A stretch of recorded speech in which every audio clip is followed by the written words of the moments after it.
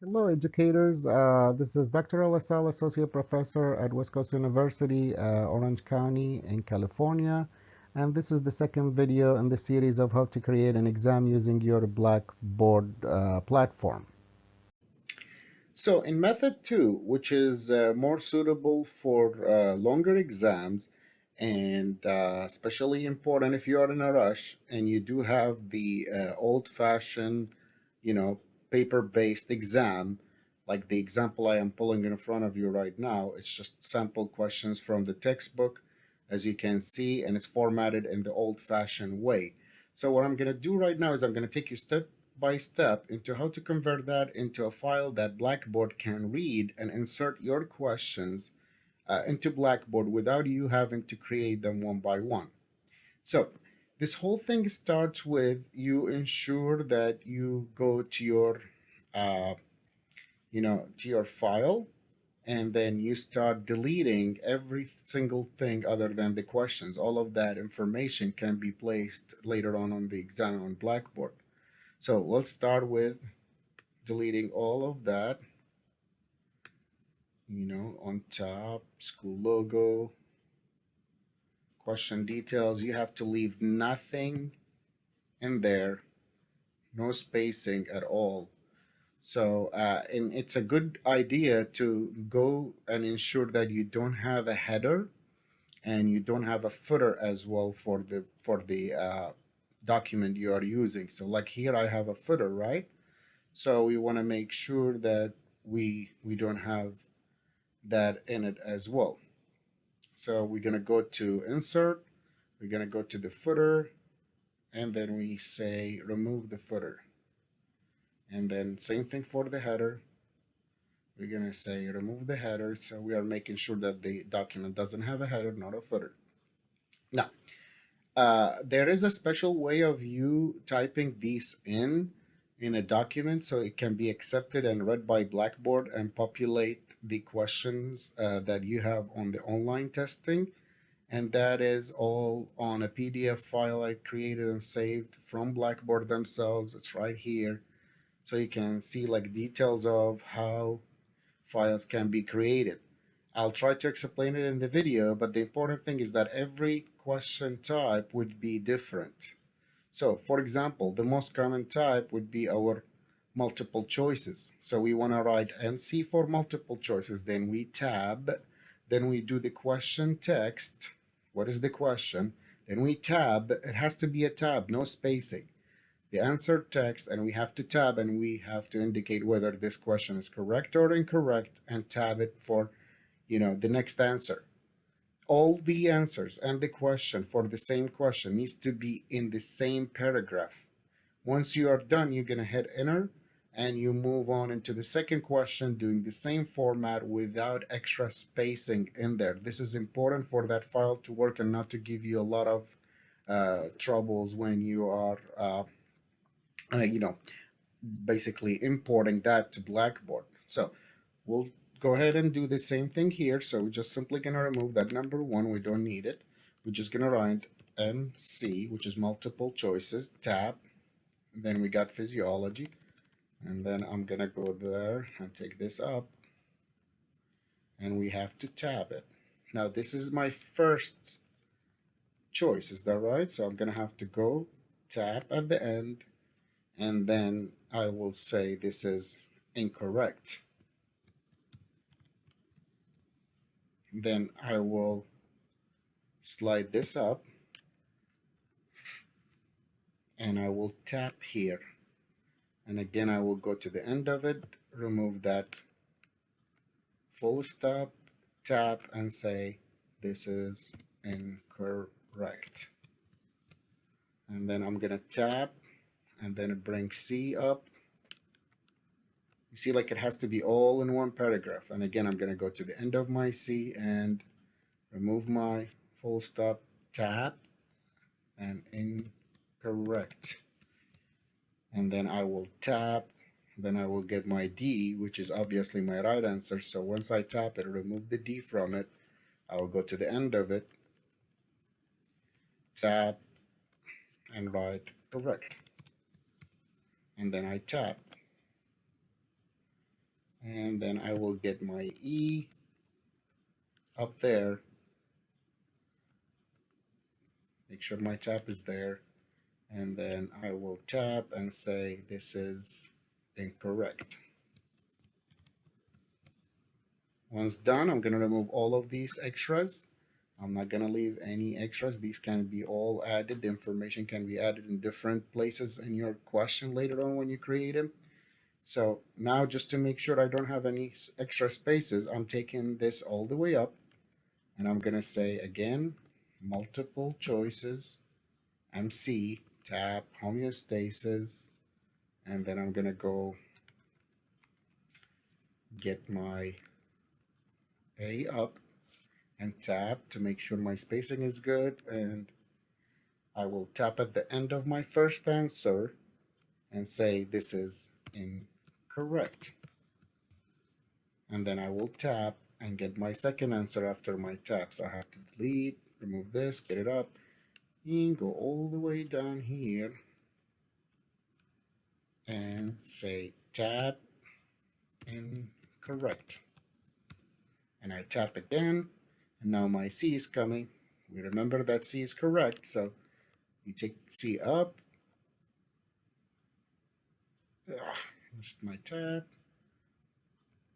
and I will go to the end of it, tap, and say correct. Then I tap. Then I get my D and E in the same exact fashion. Make sure you have your taps in between, otherwise Blackboard will read error and you have to fix them basically manually one by one, which is a lot of work. That's a lot of work by itself. So remain in the state of rest. So I have to go in here, tap, and say incorrect. Then I'm just going to make sure my tap is correctly placed in here. Again, I go to the end of this, and I make sure that I tell Blackboard this is incorrect. Once done, again, I'll do the same exact thing, delete all of that. Okay, now, so far I am making sure that every question is sitting as a paragraph by itself. The question is all within the same exact paragraph. The only thing separating the question, the answer, the correct, and the incorrect are a single tab on your computer screen. Once you are done with that, you want to go to your file and you have to find a place to save it to. So we're going to go into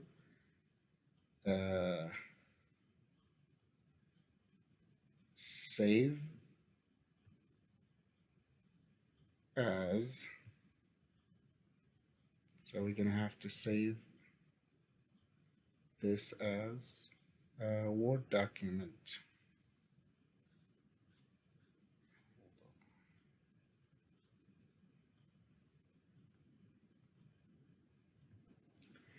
So it depends on what Microsoft Word do you have. It's either going to have to be save as, or in the newer ones, you're going to have to export it. And then when you export it, you're going to see this thingy over here saying change file type. So I want to click on change file type, and I want to make sure that it's a plain text file. One more time. It's either save as, and you choose it's a plain text to be saved, or change the file type if you have the newer Microsoft Office and you go to the plain text saving. So once you click that, it should save it as plain text file. And it's saving. It's asking me where do you want to put it. So I'm just going to tell the computer where to find it and where I can find it later on. So we can put it on a desktop or anywhere you want. On my desktop, I said sample, and that's an exam sample in a plain text. And now we're going to save it. Well, it's just telling me that autosave is saving everything. Just say got it.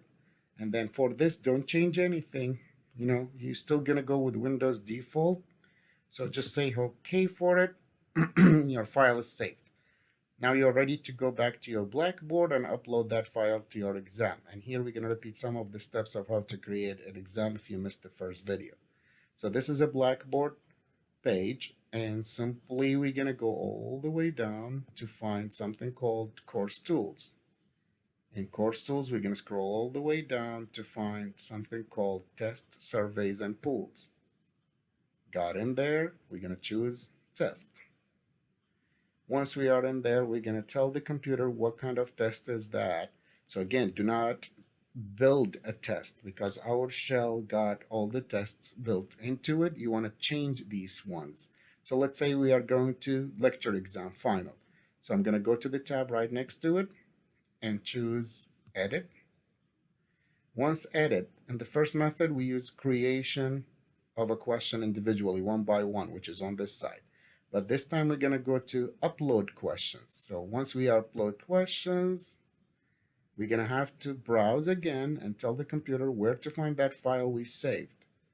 Now,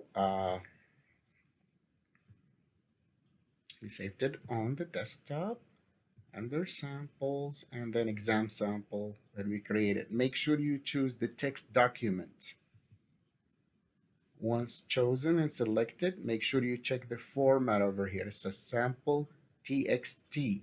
That's the format that Blackboard can accept. And now over here, let's say your question, each question worth 1 point. So just go ahead and put 1 point on each question and then hit submit. Okay, so you see like we created 2 questions. Total questions are 2, total points are 2. You can quickly check them. So you see your question in here, the 4 choices right here with the right correct one is indicated. And then same thing for the second question we did. Now, if you want to change any exam, basically taking strategy, so you go to the top part over here where it says test canvas, you click on this and you want to choose modify options. And from here, you can change the exam name, color, and then description, what contents like description. So this is the lecture exam final, will be completed in class. Definitely we can delete that and change it into some instructions specific to how to be taken online. Now, so here you can add description, show test description to the students before you begin, open the test in a new window. So I would say yes, so they don't go back and forth. And then test availability, you can make it available to students at any time. At this time, we're just going to say no, don't make it available. And you announce it. You can do how many attempts? Well, in our case, most of them is going to be only 1 attempt. So they basically, we're just going to not check this. And scoring, you don't want it. You have to force them to complete it in one setting. And then you have to set a timer for it. And you can adjust the timer, how many minutes. And there is, I think we have to click on auto submit. So if the time is out, it will be submitted immediately. Here I can set when is it going to be available and until when it's displayed. And you can definitely set a password that you share only with your enrolled students to get into that test at the time of its availability, which is going to add another extra security layer for the test. You can do a lot of stuff, so you can scroll through these and check all the options and see if they are to your liking. And then once you are done setting up all of that, just hit submit and your test will be available on the time that you have designated.